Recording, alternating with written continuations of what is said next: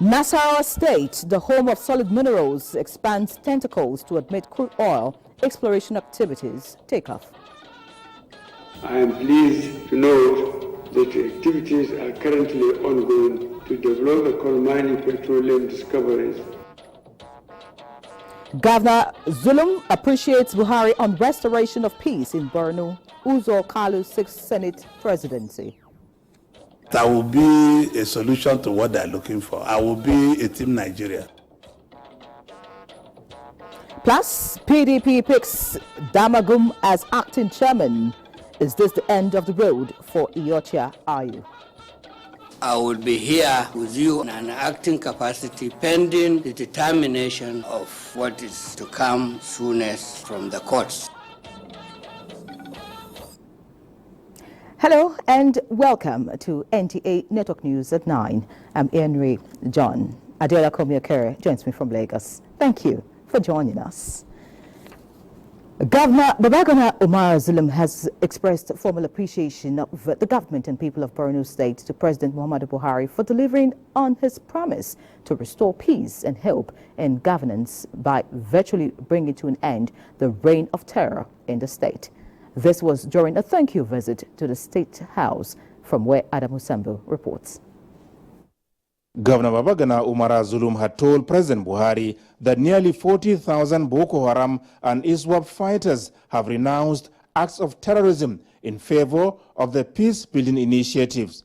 Efforts, he said, have now been intensified on the repatriation, return, and resettlement of internally displaced persons. And on this, he thanked the president for the release of 15 billion naira to the Presidential Committee saddled with the responsibility of carrying out the exercise headed by Vice President Yemi Osinbajo. The governor is also here to formally appreciate President Buhari for his leadership, sincerity of purpose, guidance and support that led to the conduct of free, fair, transparent and credible 2023 elections.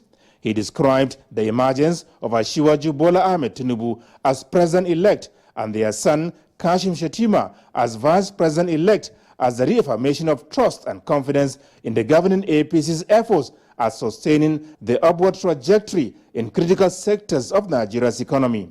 When inaugurated, the Tinubu-Shettima administration, he promised, will not only build on such worthy legacies, but also initiate new policies, programs and projects for sustainable future of the country.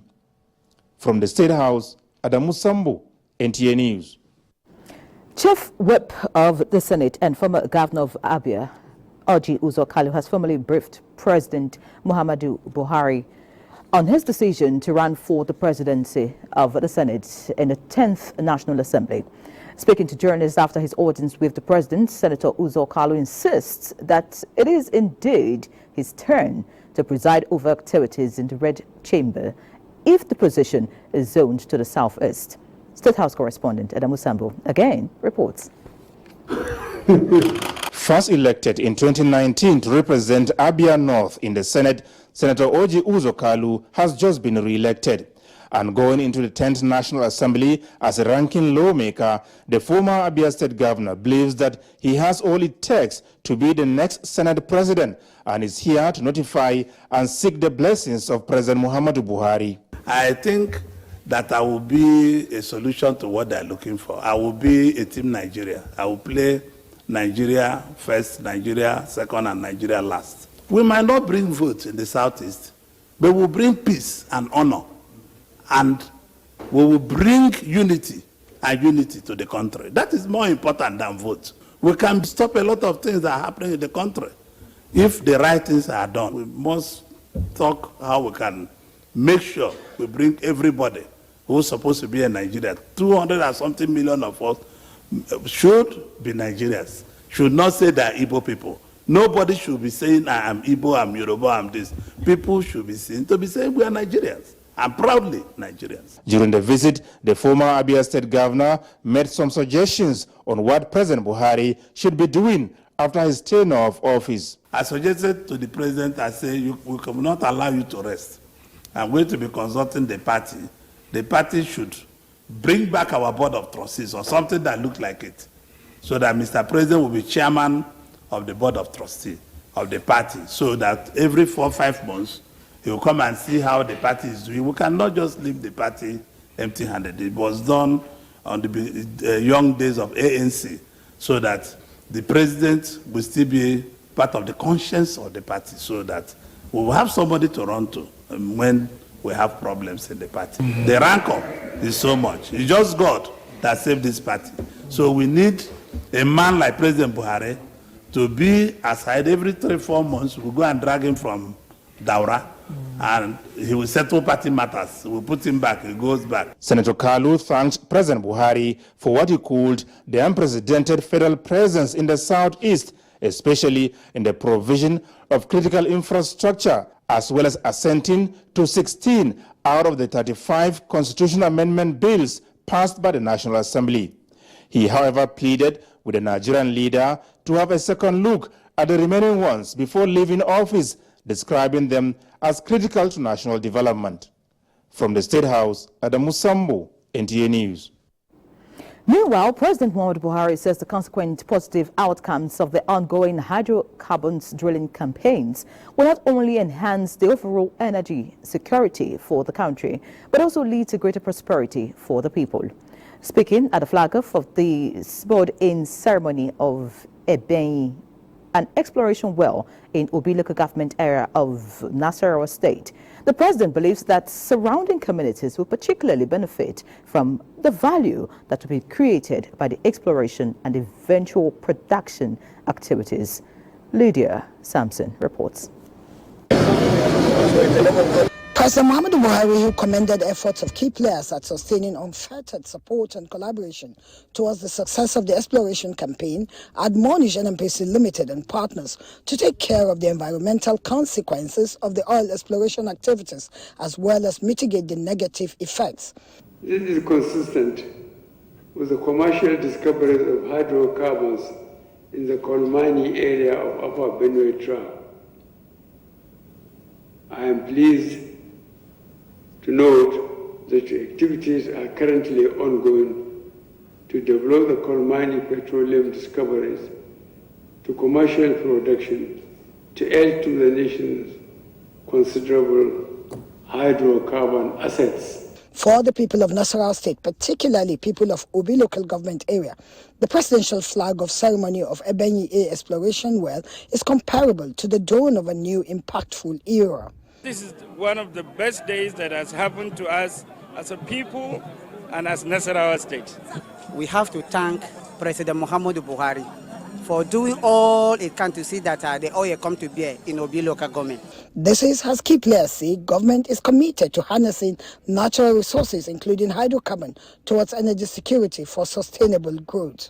Is to grow reserves from the current 37 billion barrels of oil to 40 billion barrels of oil by year 2030. This is for Nigeria. This is not for Nasarawa State. This is something for Nigeria to be proud of, that Nigeria is expanding new areas of energy. Our mandate is to increase reserve, produce the oil for the benefit of our people, do it in the most commercial and also the safest means of doing it. In line with Mr. President's drive to increase our hydrocarbons in Nigeria, we can see that frontier exploration has actually taken flight. The key players acknowledge that the occasion, which marks the official commencement of exploration activities in the Middle Benue Trough, is not only part of the numerous historic milestones in the oil and gas industry, but indeed amongst the many legacies of the Buhari administration. In Abuja, Lydia Sampson, NTA News. Away from Nasarawa State, but still on oil and gas, the Special Investigative Panel on Oil Theft and Losses in Nigeria has submitted its report to the National Security Advisor, Major General Babagana Mogunu. A statement by Head of Strategic Communication, Office of the National Security Advisor, Zachary Usman, says the committee, inaugurated on 6th of December 2022, engaged key stakeholders within and outside oil and gas industry. While submitting the report, the chairman of the investigative panel, Major General Barry Njomu, advocates immediate implementation of the recommendations to reduce oil theft and losses to enhance crude oil production to meet OPEC's quota, attract foreign direct investment, and to preserve the environment, receiving the report, the National Security Advisor applauded the committee's efforts and assured them that government will study the report and see to its immediate implementation, especially the recommendations with short-term perspectives. In other news, the federal government has generated more than 690,000 jobs between 2015 and June 2021 through direct contracts approved by the Federal Executive Council, aimed at creating job opportunities and generating employment to Nigerians. The Minister of Labour and Employment, Chris Ngige, stated this while briefing Presidential Communications team on the giant strides of the ministry within the period under review. State House correspondent Aliu Kabir will bring us details of the report. Minister of Labour and Employment, Chris Ngige, recently inaugurated a technical working group on youth employment and skills development to handle the youth unemployment and skills development in the country. The minister added the government has introduced several vocational training, mass decent work and enterprise development for actualizing the dream of President Muhammadu Buhari of lifting 100 million Nigerians out of poverty, driven through the private sector participation. The aim is to obliterate poverty, to lift people out from poverty, to give them jobs. The implementation of these development plans and their long-term agenda envisages greater participation of the private sector. The minister said the Ministry of Labour and Employment under his watch and all its formations have been engaging in various initiatives including the development of local employment content, introduction of National Action Plan on Employment Creation, as well as implementation policy, all geared towards poverty reduction and boosting the nation's economy. This is in addition to the skills development, establishment and upgrading of vocational training centers, as well as establishment of migrant resources centers in Lagos and Edo states and the FCT. Our agency, the NTA, is also, with their own little resources, doing things in that same direction. Misconceptions about the program arose from the fact that many people did not understand why the program was instituted in the first place. Now, that program was a post-COVID-19 palliative program. It was one of the components of the various programs that the federal government designed to cushion the effect of the COVID-19 pandemic. The ministry remained proactive in the settlement of several industrial actions. The minister maintained that it is imperative for the private sector to support government initiatives by creating jobs and improving work environment for the overall development of the country. From the State House, Aliu Kabir, NTA News. And away from the State House now, the Nigeria Labour Congress has suspended its earlier planned nationwide strike to begin Wednesday, March 29, over cash crunch. President of the Congress, Joseph Ajaero, who briefed the press on the developments in Abuja, says NLC is impressed by the outcome of its engagement with the Governor of the Central Bank, Godwin Emefiele, where he promised to take measures to improve on the situation. He added that reports from the Congress branches across the country are indicating improvement in cash accessibility, but still doubt the manner CBN rushed to supply banks with cash. In order not to be naive about the situation, the union at its NEC meeting decided to take additional 2 weeks with effect from today to observe this sustainability. And some of those commercial banks are getting empty again. Queues are returning in some of them. So it will be very naive for the Congress to hurriedly call off the action. Whereas we are not shutting down tomorrow, we want to loosen up for another 2 weeks with committees set up at the national level and in all the states of the Federation to coordinate the level of compliance.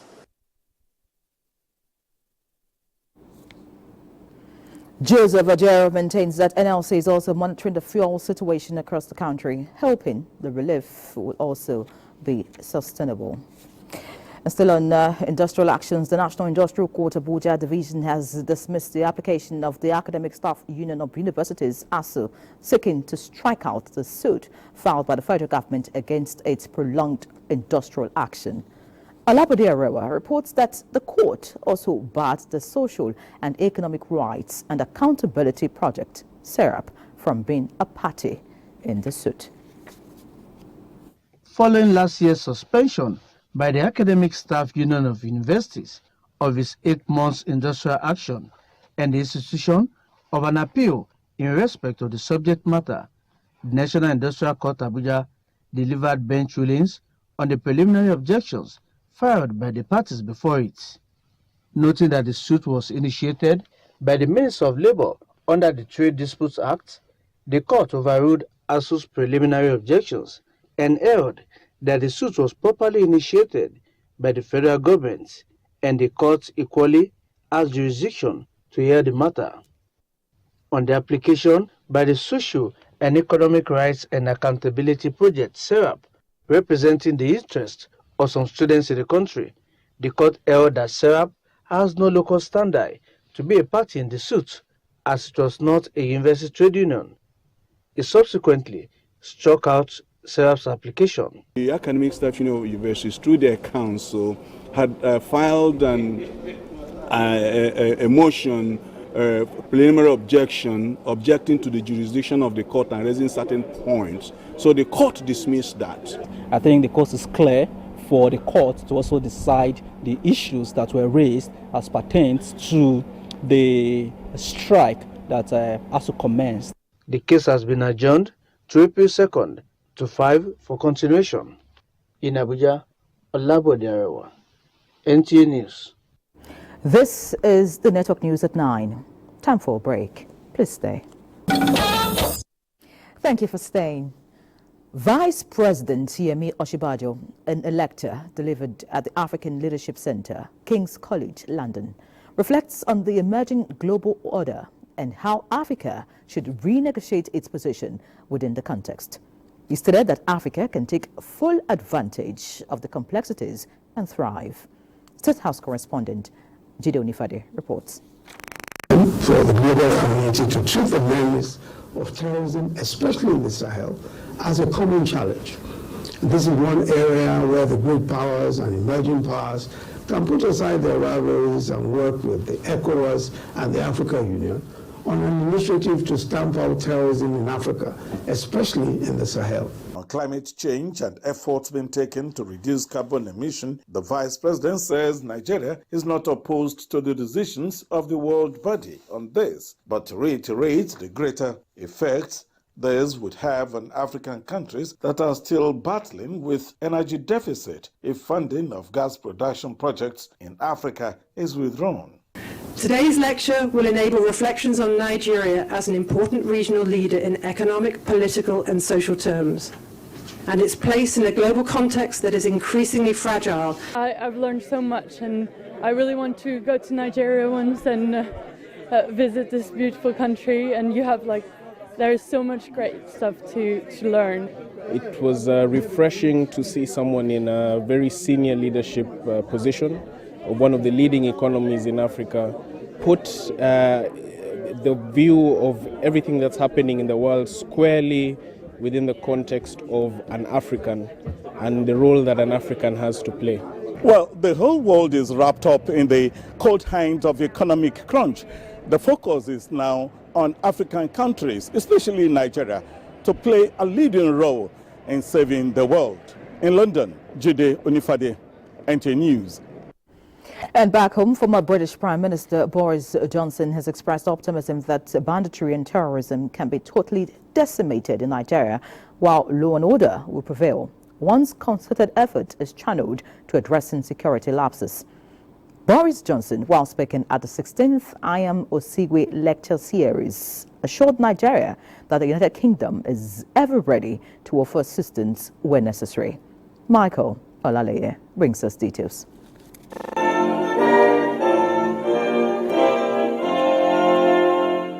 It was another platform to chart a common cause for national development in an atmosphere devoid of political differences. And the focus this time at the 16th Anyam Osigwe lecture series is rehumanizing human experience, a synopsis of Anyam Osigwe's treatise. And adding his voice to the thrust of the topic, the former British Prime Minister believes the surest path to economic prosperity can be found in creating a safe environment secured enough for the citizens' freedom to be guaranteed, while calling on both Nigeria and the United Kingdom to deepen their partnership for shared similarity's sake. Mr. Johnson urged governments at all levels to prioritize law enforcement without fear or favor. I think are the crucial conditions for allowing talent to bloom and for cities to thrive. And the first and most important, it's got to be safe. You've got to have equality under the law. I know some of the problems that are faced in some parts of this wonderful country. I know the lives that are sadly being lost. But those bandits, I want to tell you, those bandits, those terrorists can and must and will be defeated. Former Secretary General of the Commonwealth, Chief Emeka Nyaku, and the Lagos State Governor, represented by his deputy, emphasized the importance of charting people-oriented policies. Consideration of the comprehensive welfare of the people should be the bedrock of policies and actions by politicians and leaders across the world. The lecture series was attended by the presidential candidate of the Labour Party, Peter Obi, and the representative of the president-elect, Femi Pedro. In Lagos, Michael Olaleye, NTA News. National Assembly now. Senate has extended the implementation of the capital component of the 2022 Appropriation Act to June 30th, 2023. The 2022 supplementary budget was also extended to run concurrently. National Assembly correspondent Ignatius Nkwo reports. On Wednesday, 28th of December 2022, Senate extended the implementation of the capital component of the 2022 budget to March 31st, 2023, instead of December 2022. That extension is to run concurrently with the 2023 budget. Now it has been extended further from 31st of March to June 2023. This was to allow full implementation of the budget, especially in the light of the 2022 supplementary budget approved in December 2022. What the executive is asking, the request is to extend the lifespan of the implementation of the 2022. So that does not in any way stop or affect the implementation of 2023. Senate passed the Nigerian Deposit Insurance Act Repeal and Reenactment Bill, which seeks to strengthen the nation's deposit insurance system. Senate has approved the request of President Muhammadu Buhari for the establishment of additional 10 national parks in the country. These new parks are expected to generate more revenue for the federal government. They are to be located in Niger, Bayelsa, Kano, Jigawa, Kwara, Nasarawa, Osun, and Plateau states. Chairman, Senate Services, Senator Sani Musa said the leadership of the 10th Senate should focus on unifying the country and correct any imbalance in the nation. He stated this when he briefed Senate correspondents on the election of the leadership of the 10th Senate. We want a country where everyone will feel at home and united. And I strongly believe that the zoning policy that the party will come out with will address all the issues. Senator Sani Musa urged the ruling All Progressives Congress to consider the North Central in the zoning of leadership positions in the 10th Senate. From the National Assembly, Ignatius Nkwo, NTA. And in the Green Chamber, some changes to the 2016-2018 medium-term external borrowing plan, as requested by the Ministry of Finance, has been approved. National Assembly correspondent Lamiale reports that the changes pertain to financing proposal for the Nigerian Railway Modernization Project, which covers Kaduna, Zaria, and Kano segment. In fact, the changes was raised by Abubakar Hassan Fulata. He said both the Senate and the House of Representatives had earlier approved $22.7 billion for the project to be financed by the China Exim Bank, but the bank pulled out of the agreement following the outbreak of COVID-19. The contractor CCECC Nigeria Limited, in collaboration with the Federal Ministry of Transportation, engaged China Development Bank as the new financier. Other changes are modifications and harmonization of terms in the project, which include the 15-year maturity period. The House has also extended the implementation period for the 2022 supplementary budget and the capital components of the 2022 appropriation to 30th June 2023. Another approval by the lawmakers relates to the academic pursuits of Nigerian youths in Ukrainian universities. Relevant committees advise that the medical students be absorbed in Nigerian universities. The student concerned returned back to Nigeria only to be refused further opportunity for them to conclude their studies. Two bills passed second reading, one of which seeks amendments to the Federal Character Commission Act. To make provision for the appointments of chairman and secretary from different regions of the country to reflect the principle of federal character. Bill to repeal and enact National Library of Nigeria Act to strengthen its statutory function was also considered and approved from the National Assembly. Lami Ali, NTA News. Looking at other issues now, the presidential transition process is on course and there would be peaceful transfer of power from President Buhari to the President-elect Bola Ahmed Tinubu on May 29 this year.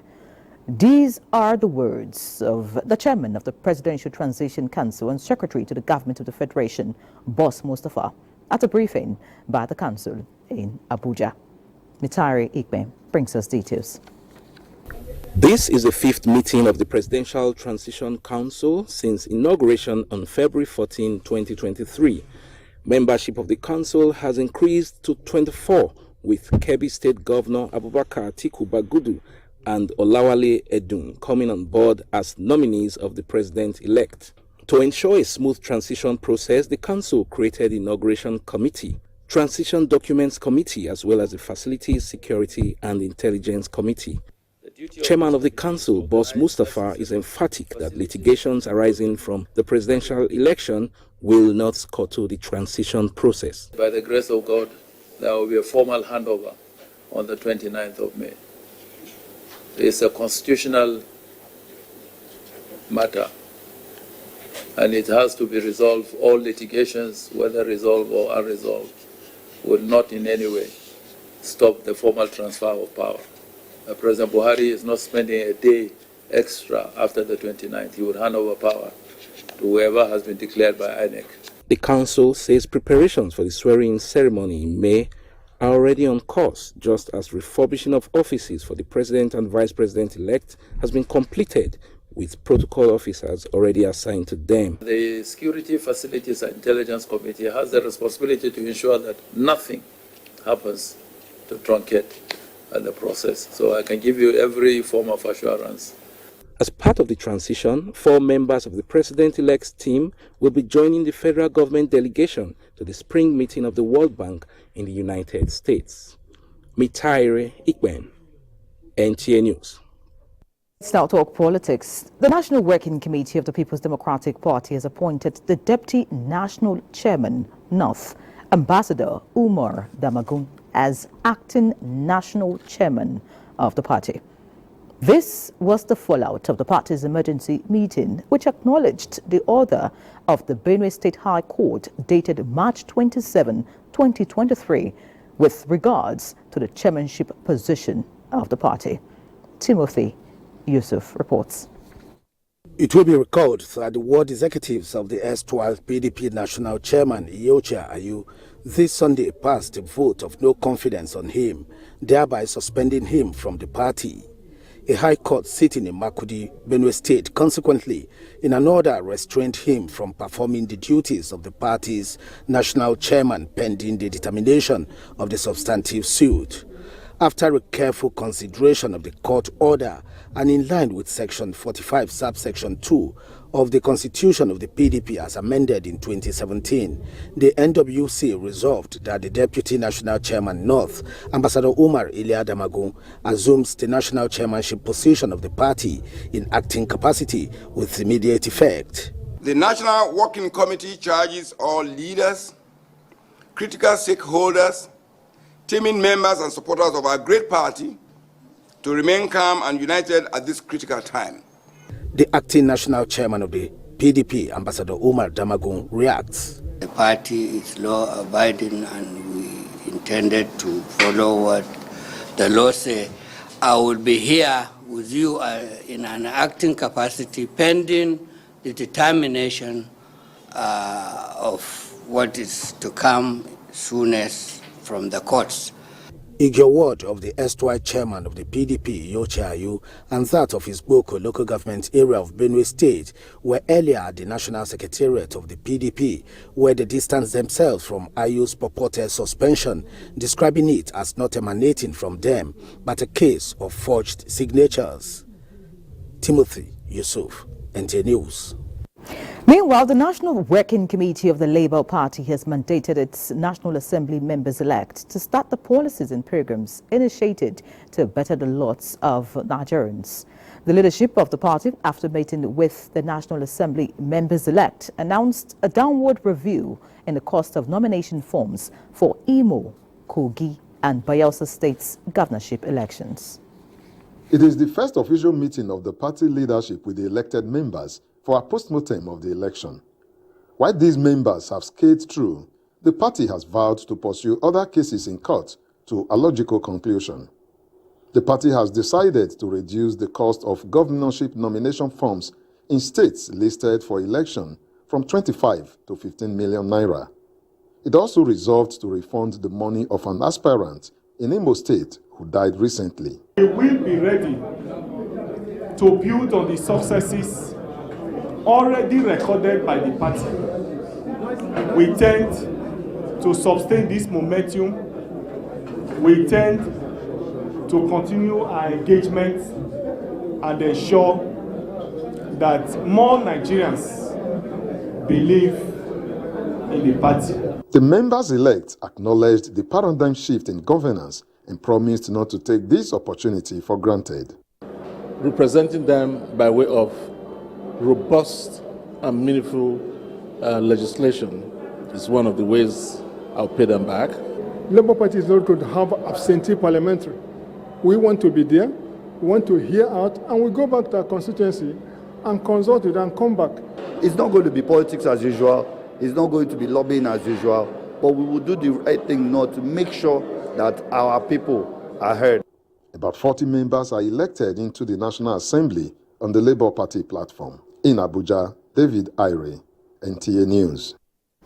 Now let's move to the APC. The Amalgamated All Progressives Congress Support Group has pledged to work with the nation's security agencies to promote peace in Nigeria. Director General of the group, Kailani Mohammed, at a 2023 post-election press conference in Abuja, says there is a nationwide resolve to uphold democracy. Salihu Gwanara feeds us. Leaders of all APC support groups once again converged on Abuja to preach peaceful conduct among their supporters, particularly as the party has gotten another presidential mandate from Nigerians to steer the ship of the nation for another 4 years. What should be utmost in our minds now is the synergy on the way forward. Fortunately, the president-elect has repeatedly assured that he is going to form a government where all hands must be on deck to build the nation. The amalgamated APC support groups, the Director General assured, will include in their post-election programs review and constant engagement with those elected to fast-track the promises made to the people. In Abuja, Saliu Gwanara, NTA News. And away from politics now, youth leaders in the Niger Delta region are appealing to management of the Niger Delta Development Commission, NDDC, to pay attention to youth development in the interest of the region.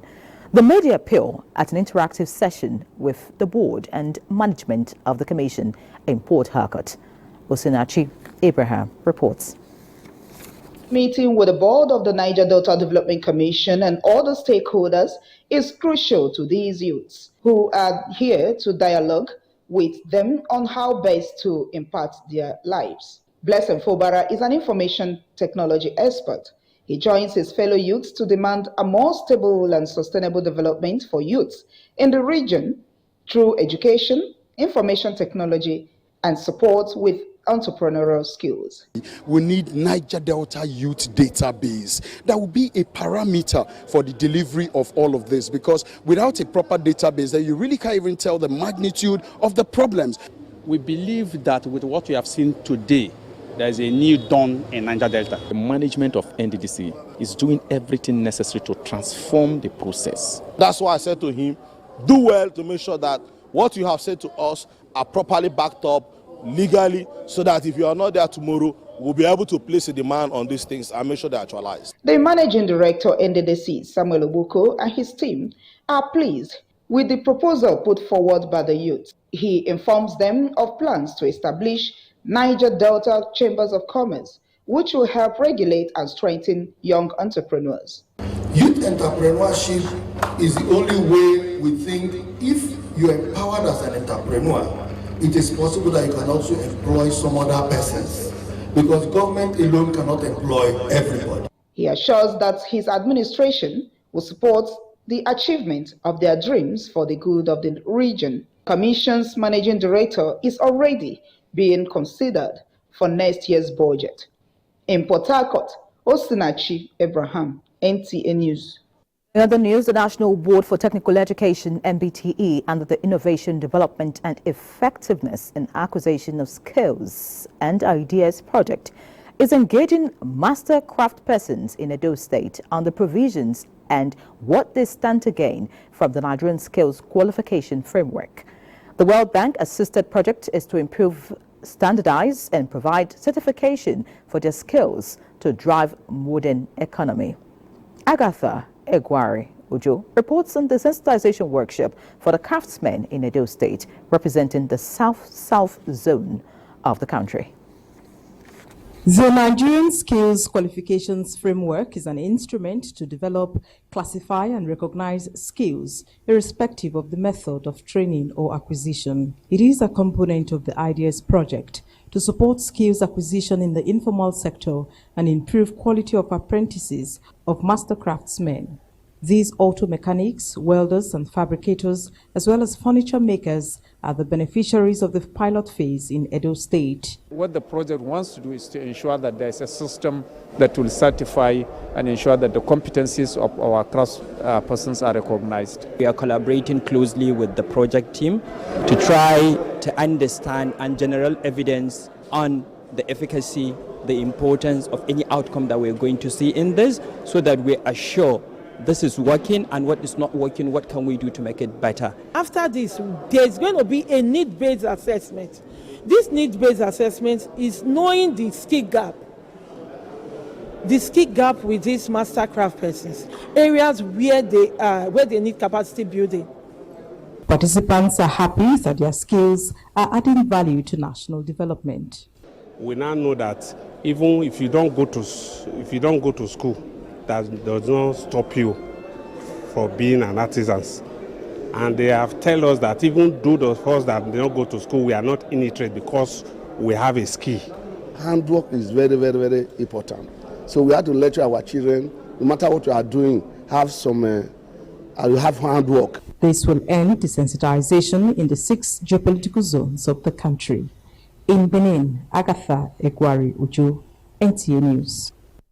Many thanks, Agatha. And from the heartbeat of the nation, let's move to the Center of Excellence, where Adiola will guide us. Adiola, it's over to you. It's over to you. Thank you, Yeri. A federal high court sitting in Ikoyi, Lagos, has fixed April 20 this year for a ruling on an application by Kogi State government seeking to vacate a February 22 order of the court on interim forfeiture of 14 property linked to it. Justice Nicholas Owebo fixed the date after taking submissions from councils to Kogi State Government, Abdul Wahab Muhammad SAN, and the EFCC Rotimi Oyedepo SAN. Adeniyi Taiwo completes the report. February 22, 2023 ruling by Justice Nicholas Owebo granting an ex parte application brought by the EFCC for an interim forfeiture of 14 property linked to Kogi State Government set the stage for the legal fireworks in court on Tuesday between counsels to the Anti-Graft Commission and that of Kogi State Government. In a 7-paragraph affidavit accompanied with 4 exhibits and a written address, counsel to Kogi State Government, Abdul Wahab Muhammad SAN, urged the court to vacate its earlier order of interim forfeiture on the ground that the application by EFCC is based on a federal law which has no applicability in the states. He argued that the order of the Kogi State High Court restraining EFCC from taking any step against Kogi State Government was still subsisting. Citing Section 308 of the Constitution, the Council also called on the court to take judicial notice of the fact that Kogi State Governor is immune against criminal prosecution. Responding in a 12-paragraph counter-affidavit, counsel to the EFCC, Rotimi Oyedepo SAN, reminded the court that any application challenging the court's preservation order must contain evidence showing the interest of the applicant in the property concerned. He said despite evidences laid before the court by the commission to show that the property in question were allegedly acquired through unlawful means, the applicants have not presented any contradicting facts on how the said property were acquired. Citing precedent, the council noted that Section 308 does not stop the court from entertaining the suit, especially when the Constitution allows the police to investigate and preserve evidence against anybody enjoying protection from that section of the Constitution. Ruling on the application by Justice Nicholas Owebo is expected to determine the status of the 14 property spread across Lagos, Abuja, and Dubai. In Lagos, Adeniyi Taiwo, NTA News. Now let's talk the Nigerian Army and professionalism. The Nigerian Army will continue to improve on professionalism to accomplish a assigned mission within a joint environment in the defense of the country, even with the dynamic security situation. Chief of Army Staff, Lieutenant General Farouk Yahaya, re-echoed this at the first ever Senior Command and Leadership Seminar organized by 81 Division in Lagos. Hengino John Adams tells us more. Seated here are senior officers drawn from various formations of the Nigerian Army. They came to add to their knowledge of defending the integrity of the nation through interfacing and brainstorming with officers outside their command. The seminar is also expected to enhance their command and leadership values as well as competencies for effective performance. Chief of Army Staff, Lieutenant General Farouk Yahaya, represented, said the Nigerian Army will continue to churn out well-trained commanders that will effectively confront the prevailing security challenges in the country. The myriad of security challenges the country is facing requires commanders and leaders to be equipped with the requisite knowledge to tackle the situation.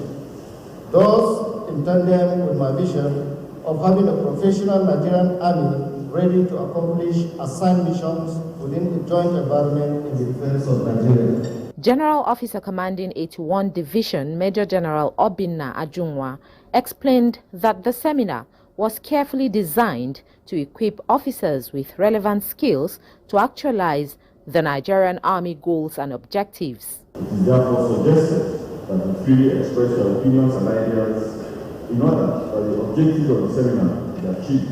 The theme of the seminar is capacity development of senior commanders to meet emerging security threats in joint environment. In Lagos, Hengino John Adams, NTA News. And those are the reports from the City of Excellence. Do not forget to follow this news broadcast live on our website at nta.ng/live and on our other social media handles displayed on the screen for updates. The news will continue with Nyere in Abuja after this time out to stay. Welcome back. Let's have business news now with Benny Adams. Benny, what's the latest?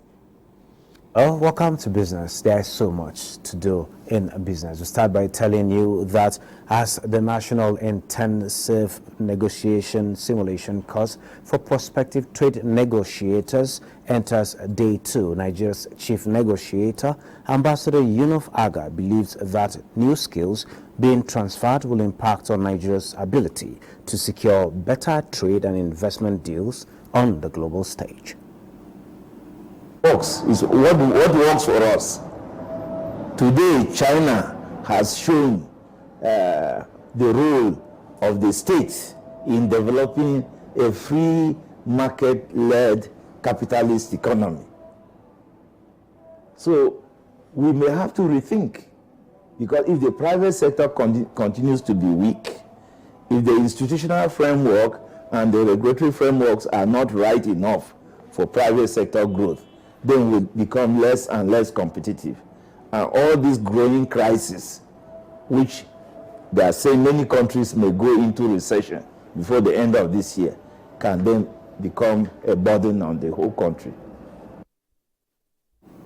And taking a look at the markets, Nigeria's equities market continued its losing streak as investors lost 141 billion naira. At the end of today's trading session, a total of 202.9 million shares in 3,071 deals, corresponding to a market value of 2.52 billion naira were traded. Compared with the previous trading day, today's data shows 101 improvement in volume, 53% decline in turnover, and 6% decline in deals. The current market capitalization is 28.9 trillion naira.